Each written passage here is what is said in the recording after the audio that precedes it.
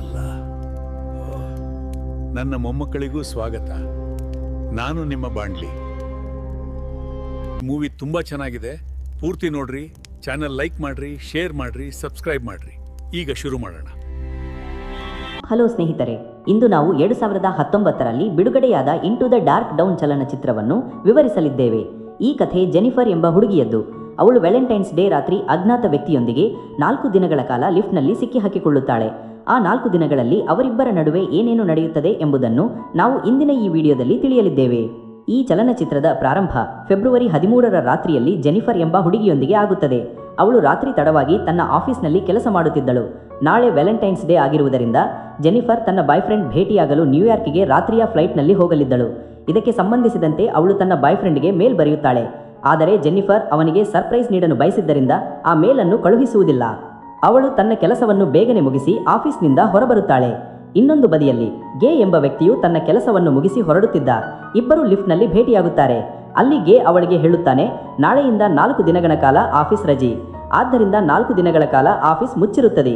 ಹೀಗೆ ಇಬ್ಬರು ಪರಸ್ಪರ ಮಾತನಾಡಲು ಪ್ರಾರಂಭಿಸುತ್ತಾರೆ. ಅಷ್ಟರಲ್ಲಿ ಗೆ ಜೆನಿಫರ್ಗೆ ಲಿಫ್ಟ್ ಗೋಡೆಯಲ್ಲಿ ಬರೆಯಲಾದ ಒಂದು ಚಿತ್ರವನ್ನು ತೋರಿಸುತ್ತಾನೆ. ಅದರಲ್ಲಿ ಒಬ್ಬ ಹುಡುಗ ಒಂದು ಬಾಕ್ಸ್ನಲ್ಲಿ ಸಿಕ್ಕಿ ಹಾಕಿಕೊಂಡಿದ್ದ. ಇದೇ ಸಮಯದಲ್ಲಿ ಯಾವುದೇ ತಾಂತ್ರಿಕ ತೊಂದರೆಯಿಂದಾಗಿ ಲಿಫ್ಟ್ ನಿಂತು ಹೋಗುತ್ತದೆ. ಗೆ ಲಿಫ್ಟ್ನ ಎಮರ್ಜೆನ್ಸಿ ಬಟನ್ ಒತ್ತಲು ಪ್ರಯತ್ನಿಸುತ್ತಾನೆ, ಆದರೆ ಲಿಫ್ಟ್ ಚಲಿಸುವುದಿಲ್ಲ. ನಂತರ ಇಬ್ಬರು ತಮ್ಮ ಫೋನ್ ತೆಗೆದುಕೊಂಡು ಸಹಾಯಕ್ಕೆ ಕರೆ ಮಾಡಲು ಪ್ರಯತ್ನಿಸುತ್ತಾರೆ, ಆದರೆ ಲಿಫ್ಟ್ ಒಳಗೆ ನೆಟ್ವರ್ಕ್ ಬರುವುದಿಲ್ಲ. ಈಗ ಇಬ್ಬರಿಗೂ ಅರಿವಾಗುತ್ತದೆ, ಅವರು ಲಿಫ್ಟ್ನಲ್ಲಿ ಸಿಕ್ಕಿ ಹಾಕಿಕೊಂಡಿದ್ದಾರೆ. ಜೆನ್ನಿಫರ್ ಇದನ್ನು ನೋಡಿ ಭಯಭ್ರಾಂತಳಾಗುತ್ತಾಳೆ, ಯಾಕೆಂದರೆ ಅವಳು 4 ದಿನಗಳ ಕಾಲ ಲಿಫ್ಟ್ನಲ್ಲಿ ಸಿಕ್ಕಿ ಹಾಕಿಕೊಂಡಿದ್ದಾಳೆ. ಅವಳು ಬೇಗನೆ ಹೊರಡಬೇಕಿತ್ತು, ಯಾಕೆಂದರೆ ಆ ರಾತ್ರಿ ನ್ಯೂಯಾರ್ಕ್ ಫ್ಲೈಟ್ ಇತ್ತು. ಈಗ ಅವರಿಗೆ ಬೇರೆ ಯಾವುದೇ ದಾರಿ ಇರುವುದಿಲ್ಲ. ಹೀಗಾಗಿ ಇಬ್ಬರು ಅಲ್ಲಿ ಕುಳಿತು ಯಾರಾದರೂ ಬರುವುದಕ್ಕೆ ಕಾಯಲು ಪ್ರಾರಂಭಿಸುತ್ತಾರೆ. ಜೆನ್ನಿಫರ್ ಗೆಗೆ ಹೇಳುತ್ತಾಳೆ, ಅವಳು ಇಲ್ಲಿ ಅಕೌಂಟ್ ಸೂಪರ್ವೈಸರ್ ಆಗಿ ಕೆಲಸ ಮಾಡುತ್ತಾಳೆ. ಗೆ ಕೂಡ ತಾನು ಇಲ್ಲಿ ಹೊಸಬನೆಂದು ಮತ್ತು ಕೆಲವೇ ದಿನಗಳ ಹಿಂದೆ ಜಾಯಿನ್ ಮಾಡಿದ್ದಾನೆಂದು ಹೇಳುತ್ತಾನೆ. ಸ್ವಲ್ಪ ಸಮಯದ ನಂತರ ಇಬ್ಬರಿಗೂ ನೆನಪಾಗುತ್ತದೆ, ಪ್ರತಿ ಲಿಫ್ಟ್ನಲ್ಲಿ ಒಂದು ಎಮರ್ಜೆನ್ಸಿ ಎಕ್ಸಿಟ್ ಇರುತ್ತದೆ. ಹೀಗಾಗಿ ಜೆನ್ನಿಫರ್ ಗೆಯನ್ನು ತನ್ನ ಮೇಲೆ ಹತ್ತಿಸಿಕೊಳ್ಳುತ್ತಾಳೆ, ಆ ಎಮರ್ಜೆನ್ಸಿ ಎಕ್ಸಿಟ್ ಕಂಡುಹಿಡಿಯಲು. ಆದರೆ ಲಿಫ್ಟ್ ಸಂಪೂರ್ಣವಾಗಿ ಮುಚ್ಚಿದ್ದರಿಂದ ಅವರಿಗೆ ಹೊರಗೆ ಹೋಗಲು ಯಾವುದೇ ದಾರಿ ಸಿಗುವುದಿಲ್ಲ. ಇಬ್ಬರು ಒಟ್ಟಿಗೆ ಸಿಕ್ಕಿ ಹಾಕಿಕೊಂಡಿದ್ದಾರೆ. ಈಗ 1 ಗಂಟೆ ಕಳೆದಿದೆ. ಹೀಗಾಗಿ ಅವರು ಪರಸ್ಪರ ತಮ್ಮ ಹೆಸರುಗಳನ್ನು ಹೇಳಿಕೊಡುತ್ತಾರೆ. ನಂತರ ಜೆನಿಫರ್ ಗೆಗೆ ಹೇಳುತ್ತಾರೆ, ಅವಳಿಗೆ ಬಹಳ ಬಾಯಾರಿಕೆಯಾಗಿದೆ. ಗೆ ತನ್ನ ಬ್ಯಾಗ್ನಿಂದ ನೀರಿನ ಬಾಟಲಿ ತೆಗೆದು ಜೆನಿಫರ್ಗೆ ಕೊಡುತ್ತಾನೆ. ಗೆಯ ಬಳಿ ವೈನ್ ಬಾಟಲಿಯೂ ಇತ್ತು, ಅದನ್ನು ಅವನು ತನ್ನ ಕ್ಲೈಂಟ್ಗಾಗಿ ತೆಗೆದುಕೊಂಡು ಹೋಗುತ್ತಿದ್ದ. ಜೆನಿಫರ್ ಗೆಗೆ ಹೇಳುತ್ತಾಳೆ, ನಾವು ಇಬ್ಬರು ಈಗ 4 ದಿನಗಳ ಕಾಲ ಲಿಫ್ಟ್ನಲ್ಲಿ ಸಿಕ್ಕಿ ಹಾಕಿಕೊಂಡಿದ್ದೇವೆ, ಯಾಕೆಂದರೆ 4 ದಿನಗಳವರೆಗೆ ಇಲ್ಲಿ ಯಾರೂ ಬರುವುದಿಲ್ಲ. ಸ್ವಲ್ಪ ಸಮಯದ ನಂತರ ಜೆನ್ನಿಫರ್ಗೆ ಶೌಚ ಬೇಕಾಗುತ್ತದೆ, ಆದರೆ ಅವಳು ಗೇನ ಮುಂದೆ ಅದನ್ನು ಮಾಡಲು ಸಿಗ್ಗಾಳುತ್ತಾಳೆ. ಗೆ ಅವಳಿಗೆ ಹೇಳುತ್ತಾನೆ, ಇದರಲ್ಲಿ ಸಿಗ್ಗಾಳುವುದಿಲ್ಲ, ಇದು ಪ್ರತಿಯೊಬ್ಬ ಮನುಷ್ಯ ಮಾಡುವ ಸಾಮಾನ್ಯ ವಿಷಯ. ನಂತರ ಗೆ ಅವಳಿಗೆ ಒಂದು ಖಾಲಿ ಥರ್ಮಸ್ ಕೊಡುತ್ತಾನೆ ಮತ್ತು ಅದರಲ್ಲಿ ಶೌಚ ಮಾಡಲು ಹೇಳುತ್ತಾನೆ. ಜೆನ್ನಿಫರಿಗೆ ಬೇರೆ ದಾರಿ ಇಲ್ಲದೆ ಅವಳು ಥರ್ಮಸ್ನಲ್ಲಿ ಶೌಚ ಮಾಡಲು ಪ್ರಾರಂಭಿಸುತ್ತಾಳೆ. ಆದರೆ ಅದಕ್ಕೆ ಮೊದಲು ಗೆ ಹಿಂದೆ ತಿರುಗಿ ಕಣ್ಣು ಮುಚ್ಚಿಕೊಳ್ಳಲು ಹೇಳುತ್ತಾಳೆ. ನಂತರ ಜೆನ್ನಿಫರ್ ಆ ಚಿತ್ರದ ಬಳಿಗೆ ಹೋಗಿ ಅಲ್ಲಿ ಒಬ್ಬ ಹುಡುಗಿಯ ಚಿತ್ರವನ್ನು ಬರೆಯುತ್ತಾಳೆ. ಹೀಗೆ ಕೆಲವು ಗಂಟೆಗಳು ಕಳೆದ ನಂತರ ಇಬ್ಬರು ಸಮಯ ಕಳೆಯಲು ಆಟವಾಡಲು ಪ್ರಾರಂಭಿಸುತ್ತಾರೆ. ಜೆನ್ನಿಫರ್ ಗೆಯನ್ನು ಕೇಳುತ್ತಾಳೆ, ನಿನಗೆ ಗರ್ಲ್ ಫ್ರೆಂಡ್ ಅಥವಾ ಸ್ನೇಹಿತರು ಇದ್ದಾರೆ, ಅವರು ನಿನ್ನನ್ನು ಹುಡುಕಿ ಇಲ್ಲಿಗೆ ಬರಬಹುದು? ಗೆ ಹೇಳುತ್ತಾನೆ, ನಾನು ಇಲ್ಲಿ ಹೊಸಬ ಮತ್ತು ನಾನು ಇಲ್ಲಿ ಕೆಲಸ ಮಾಡುತ್ತಿದ್ದೇನೆ ಎಂದು ಯಾರಿಗೂ ತಿಳಿಯದಿಲ್ಲ. ನಂತರ ಜೆನ್ನಿಫರ್ ಕೂಡ ಹೇಳುತ್ತಾಳೆ, ನನಗೂ ಇಲ್ಲಿ ಯಾರೂ ಇಲ್ಲ, ಅದಕ್ಕಾಗಿ ನಾನು ನನ್ನ ಬಾಯ್ ಫ್ರೆಂಡ್ ಭೇಟಿಯಾಗಲು ನ್ಯೂಯಾರ್ಕಿಗೆ ಹೋಗುತ್ತಿದ್ದೆ, ಆದರೆ ಈಗ ನನ್ನ ಫ್ಲೈಟ್ ಮಿಸ್ ಆಗಿದೆ. ಹೀಗೆ ಇಬ್ಬರು ಪರಸ್ಪರ ಮಾತನಾಡುತ್ತಾರೆ. ನಂತರ ಗೆ ತನ್ನ ವೈನ್ ಬಾಟಲಿ ತೆಗೆದು ಇಬ್ಬರು ಕುಳಿತು ವೈನ್ ಕುಡಿಯಲು ಪ್ರಾರಂಭಿಸುತ್ತಾರೆ. ಈಗ ಸಾಕಷ್ಟು ಸಮಯ ಕಳೆದಿದೆ, ಹೀಗಾಗಿ ಇಬ್ಬರು ಸಮಯ ಕಳೆಯಲು ಪರಸ್ಪರ ಚಿತ್ರ ಬರೆಯಲು ಪ್ರಾರಂಭಿಸುತ್ತಾರೆ. ಗೆ ಜೆನ್ನಿಫರ್ಗೆ ಹೇಳುತ್ತಾನೆ, ನಾನು ನಿನ್ನಿಂದ ಧ್ವನಿ ಮರೆಯಿದ್ದೇನೆ, ನಿಜವಾಗಿ ನಾನು ನಿನ್ನನ್ನು ಅದಕ್ಕೆ ಮೊದಲು ಆಫೀಸ್ನಿಂದ ಹೊರಡುವಾಗ ನೋಡಿದ್ದೆ, ನೀನು ನನಗೆ ಬಹಳ ಸುಂದರವಾಗಿ ಕಾಣಿಸಿದ್ದಳು. ಇದನ್ನು ಕೇಳಿ ಜೆನ್ನಿಫರ್ ಸಿಗ್ಗಾಳುತ್ತಾಳೆ. ನಂತರ ಇಬ್ಬರು ಪರಸ್ಪರ ತಮ್ಮ ಚಿತ್ರಗಳನ್ನು ತೋರಿಸುತ್ತಾರೆ. ಗೆ ಜೆನ್ನಿಫರ್ ಅತ್ಯಂತ ಸುಂದರವಾದ ಚಿತ್ರ ಬರೆದಿದ್ದ, ಆದರೆ ಜೆನ್ನಿಫರ್ ಗೆ ಬಗ್ಗೆ ತಮಾಷೆಯ ಚಿತ್ರ ಬರೆದಿದ್ದಳು. ನಂತರ ಜೆನ್ನಿಫರ್ ಗೆಗ ಹೇಳುತ್ತಾಳೆ, ನಾವು ಬೇರೆ ಯಾವುದಾದರೂ ವಿಷಯದ ಬಗ್ಗೆ ಮಾತನಾಡೋಣ. ಗೆ ಆಹಾರದ ಬಗ್ಗೆ ಮಾತನಾಡಲು ಪ್ರಾರಂಭಿಸುತ್ತಾನೆ, ಆದರೆ ಜೆನ್ನಿಫರ್ ಹೇಳುತ್ತಾಳೆ, ದಯವಿಟ್ಟು ಆಹಾರದ ಬಗ್ಗೆ ಮಾತನಾಡಬೇಡಿ, ಯಾಕೆಂದರೆ ಅವರ ಬಳಿ ತಿನ್ನಲು ಏನೂ ಇರಲಿಲ್ಲ. ನಂತರ ಗೆ ಹೇಳುತ್ತಾನೆ, ಸೆಕ್ಸ್ ಬಗ್ಗೆ ಮಾತನಾಡೋಣ. ಜೆನ್ನಿಫರ್ ಹೇಳುತ್ತಾಳೆ, ನಾವು ಪರಸ್ಪರ ಫ್ಯಾನ್ಸಿಗಳ ಬಗ್ಗೆ ಮಾತನಾಡೋಣ. ಮೊದಲು ಜೆನ್ನಿಫರ್ ಹೇಳುತ್ತಾಳೆ, ನಾನು 19 ವರ್ಷದವಳಿದ್ದಾಗ ನನ್ನ ಬಾಯ್ ಫ್ರೆಂಡ್ ಜೊತೆ ಕಾಲೇಜ್ ಲೈಬ್ರರಿಯಲ್ಲಿ ಮೊದಲ ಬಾರಿಗೆ ಸೆಕ್ಸ್ ಮಾಡಿದ್ದೆ. ನಂತರ ಗೆ ಹೇಳುತ್ತಾನೆ, ನಾನು ಮೊದಲು ಒಂದು ಆಫೀಸ್ನಲ್ಲಿ ಕೆಲಸ ಮಾಡುತ್ತಿದ್ದಾಗ ಅಲ್ಲಿ ಒಬ್ಬ ಸುಂದರ ಹುಡುಗಿ ಇದ್ದಳು, ನಾನು ಅವಳ ಜೊತೆ ಕಾರಿನಲ್ಲಿ ಮೊದಲ ಬಾರಿಗೆ ಸೆಕ್ಸ್ ಮಾಡಿದ್ದೆ. ಇಬ್ಬರು ಈ ಮಾತುಗಳನ್ನು ಹೇಳಿ ಬಿಸಿಯಾಗುತ್ತಾರೆ. ನಂತರ ಗೆ ಜೆನ್ನಿಫರ್ಗೆ ಹೇಳುತ್ತಾನೆ, ನಾನು ನಿನ್ನನ್ನು ಕಿಸ್ ಮಾಡಬಹುದೇ? ಜೆನ್ನಿಫರ್ ಹೌದು ಎನ್ನುತ್ತಾಳೆ. ನಂತರ ಇಬ್ಬರು ಹತ್ತಿರ ಬಂದು ಕಿಸ್ ಮಾಡುತ್ತಾರೆ ಮತ್ತು ಅಲ್ಲಿಯೇ ಟಪಾಟಪ ಪ್ರಾರಂಭಿಸುತ್ತಾರೆ. ಟಪ ಆದ ನಂತರ ಗೆ ಜೆನ್ನಿಫರ್ಗೆ ಹೇಳುತ್ತಾರೆ ಅವನು ಅವಳನ್ನು ಪ್ರೀತಿಸುತ್ತಿದ್ದಾನೆ. ಆದರೆ ಜೆನ್ನಿಫರ್ ಹೇಳುತ್ತಾಳೆ ನನ್ನ ಬಾಯ್ ಫ್ರೆಂಡ್ ಇದ್ದಾನೆ ಮತ್ತು ನಾನು ಇನ್ನೂ ಅವನನ್ನು ಪ್ರೀತಿಸುತ್ತೇನೆ. ನಾನು ಇಲ್ಲಿಂದ ಹೊರಟರೆ ನೇರವಾಗಿ ಅವನ ಬಳಿಗೆ ಹೋಗುತ್ತೇನೆ.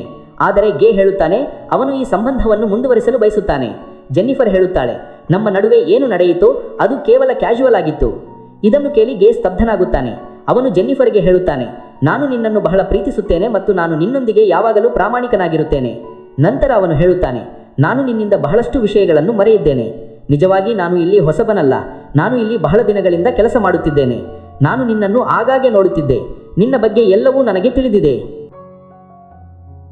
ನಂತರ ಅವನು ಜೆನ್ನಿಫರ್ಗೆ ತನ್ನ ಫೋನ್ ತೋರಿಸುತ್ತಾನೆ. ಅದರಲ್ಲಿ ಜೆನ್ನಿಫರ್ ಆಫೀಸ್ನಿಂದ ಹೊರಡುವ CCTV ಫುಟೇಜ್ ಇತ್ತು. ನಿಜವಾಗಿ ಗೆ ಈ ಕಟ್ಟಡದ ಸೆಕ್ಯೂರಿಟಿ ಗಾರ್ಡ್. ಅವನು ಬಹಳ ದಿನಗಳಿಂದ ಜೆನ್ನಿಫರನ್ನು ಪ್ರೀತಿಸುತ್ತಿದ್ದ.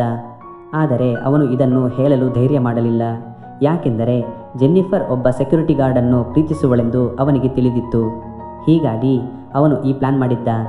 ಇಬ್ಬರು ಲಿಫ್ಟ್ನಲ್ಲಿ ಸಿಕ್ಕಿ ಹಾಕಿಕೊಳ್ಳುವುದು ಯಾವುದು ಅಪಘಾತವಲ್ಲ, ಬದಲಿಗೆ ಅವನ ಪ್ಲಾನ್ನ ಭಾಗವಾಗಿತ್ತು.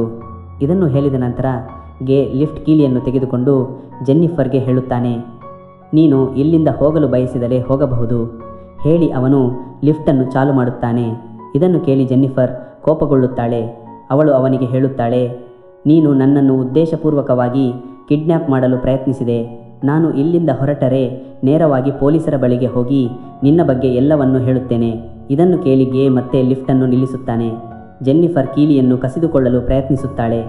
ಆದರೆ ಗೆ ಅವಳನ್ನು ಹಿಡಿದುಕೊಳ್ಳುತ್ತಾನೆ. ಅವಳು ತನ್ನನ್ನು ಬಿಡಿಸಿಕೊಳ್ಳಲು ಪ್ರಯತ್ನಿಸುತ್ತಾಳೆ. ಅಷ್ಟರಲ್ಲಿ ಅವಳ ಕಾಲು ಲಿಫ್ಟ್ ಕೀಲಿಯ ಮೇಲೆ ಬೀಳುತ್ತದೆ ಮತ್ತು ಕೀಲಿ ಮುರಿದು ಹೋಗುತ್ತದೆ. ಈಗ ಇಬ್ಬರು ನಿಜವಾಗಿಯೂ ಲಿಫ್ಟ್ನಲ್ಲಿ ಸಿಕ್ಕಿ ಹಾಕಿಕೊಂಡಿದ್ದಾರೆ.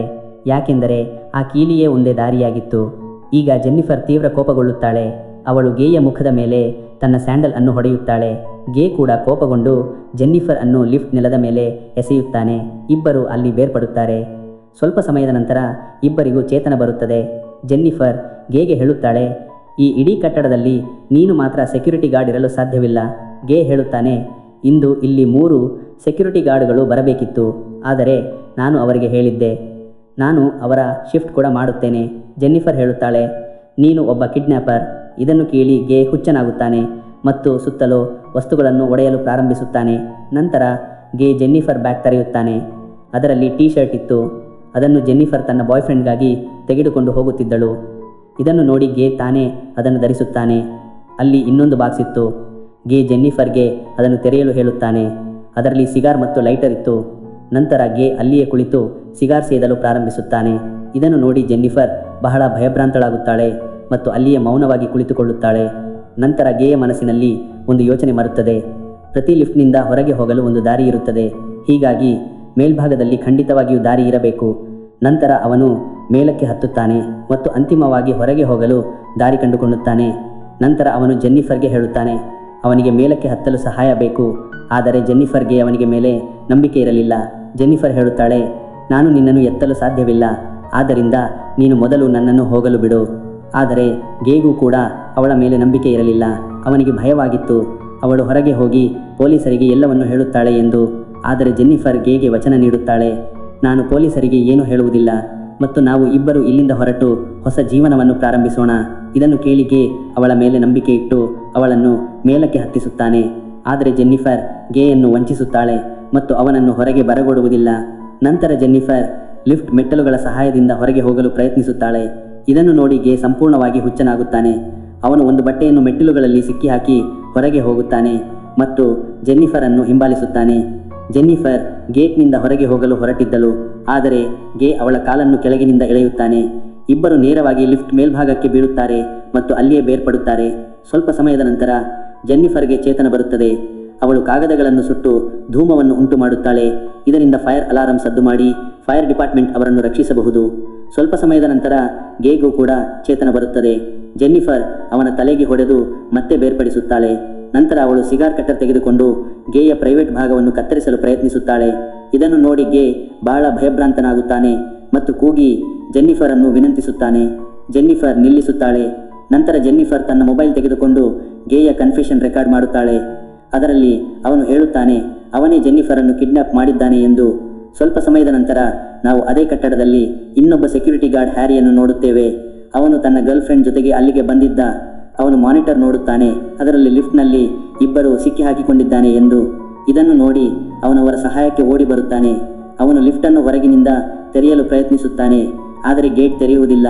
ನಂತರ ಅವನು ಗೇಗೆ ತನ್ನ ಕೀಲಿ ಕೊಡುತ್ತಾನೆ, ಇದರಿಂದ ಲಿಫ್ಟನ್ನು ಚಾಲು ಮಾಡಬಹುದು. ಆದರೆ ಗೇ ಹೇರುತ್ತಾನೆ, ಅವನಿಗೆ ಸಹಾಯ ಬೇಕು. ಹ್ಯಾರಿ ಅವನ ಸಹಾಯಕ್ಕೆ ಲಿಫ್ಟ್ ಒಳಗೆ ಹೋಗುತ್ತಾನೆ, ಆದರೆ ಅವನು ಅರ್ಧದಷ್ಟು ಒಳಗೆ ಹೋದಾಗ ಗೇ ಲಿಫ್ಟನ್ನು ಚಾಲು ಮಾಡುತ್ತಾನೆ. ಇದರಿಂದ ಹ್ಯಾರಿಯ ಮರಣವಾಗುತ್ತದೆ. ನಂತರ ಗೇ ಅವನ ದೇಹವನ್ನು ಎತ್ತಿ ಕಾರಿನ ಡಿಕ್ಕಿಯಲ್ಲಿ ಹಾಕುತ್ತಾನೆ. ನಂತರ ಅವನು ಮಾನಿಟರ್ ರೂಮ್ಗೆ ಹೋಗಿ ಎಲ್ಲ CCTV ಫುಟೇಜ್ ಅಳಿಸುತ್ತಾನೆ. ಆದರೆ ಹ್ಯಾರಿಯ ಗರ್ಲ್ ಫ್ರೆಂಡ್ ಅಲ್ಲಿಗೆ ಬರುತ್ತಾಳೆ ಮತ್ತು ಎಲ್ಲವನ್ನು ನೋಡುತ್ತಾಳೆ. ಇದನ್ನು ನೋಡಿ ಗೇ ಅವಳ ಹಿಂದೆ ಹೋಗುತ್ತಾನೆ ಮತ್ತು ಅವಳನ್ನೂ ಕೂಡ ಕೊಲ್ಲುತ್ತಾನೆ. ನಂತರ ಅವನು ಜೆನ್ನಿಫರನ್ನು ಕಾರ್ನಲ್ಲಿ ಕೂರಿಸಿ ಒಂದು ಒಂಟಿ ಸ್ಥಳಕ್ಕೆ ಕರೆದುಕೊಂಡು ಹೋಗುತ್ತಾನೆ. ಅವನು ಅವಳ ಮೇಲೆ ಪೆಟ್ರೋಲ್ ಚಿಮುಕಿಸಲು ಪ್ರಾರಂಭಿಸುತ್ತಾನೆ, ಇದರಿಂದ ಅವಳನ್ನು ಸುಟ್ಟು ಹಾಕಬಹುದು.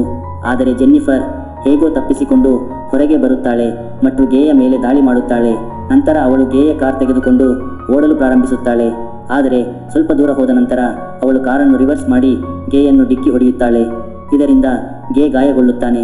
ನಂತರ ಜೆನ್ನಿಫರ್ ಸಿಗಾರ್ ತೆಗೆದುಕೊಂಡು ಸೇದಲು ಪ್ರಾರಂಭಿಸುತ್ತಾಳೆ ಮತ್ತು ಅದರಿಂದ ಅಲ್ಲಿ ಬೆಂಕಿ ಹಚ್ಚುತ್ತಾಳೆ. ಇದರಲ್ಲಿ ಗೇ ಸುಟ್ಟು ಸಾಯುತ್ತಾನೆ ಮತ್ತು ಚಲನಚಿತ್ರವು ಇಲ್ಲಿಗೆ ಕೊನೆಗೊಳ್ಳುತ್ತದೆ. ಈ ಮೂವಿ ನಿಮ್ಗೆ ಹೇಗನಿಸ್ತು ಎಂದು ಕಾಮೆಂಟ್ ಮಾಡಿ. ನಮ್ಮ ಮುಂದಿನ ವಿಡಿಯೋ ನೋಡೋದಕ್ಕೆ ಚಾನೆಲ್ ಸಬ್ಸ್ಕ್ರೈಬ್ ಮಾಡಿ, ಗಂಟಿ ಬಾರ್ಸರಿ. ಹೋಗಿ ಬರಿ.